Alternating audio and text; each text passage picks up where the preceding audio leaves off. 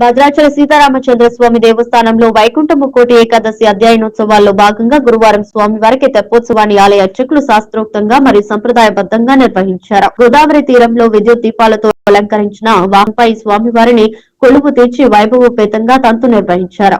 వేద పండితులు, అర్చకులు, వైదిక పై సిబ్బంది, జిల్లా కలెక్టర్ జితేష్ బి పాటిల్ సమక్షంలో ఈ ఉత్సవాన్ని కన్నుల పండుగగా జరిపారు. భక్తుల రాకతో గోదావరి తీరం జనసంద్రమైంది. రామనామ స్మరణలతో గోదావరి ప్రాంతం మారుమ్రోగింది. గర్భగుడిలో స్వామివారికి దర్బార్ సేవను అర్చకులు నిర్వహించారు. ఈ క్రమంలో భద్రాచలం శాసనసభ్యులు తెల్లం వెంకట్రావు దంపతులు పాల్గొని స్వామివారికి ప్రత్యేక పూజలు చేశారు. అదనపు కలెక్టర్ డి వేణుగోపాల్, భద్రాచలం దేవస్థాన ఈవో రమాదేవి, సంబంధిత అధికారులు తదితరులు పాల్గొన్నారు.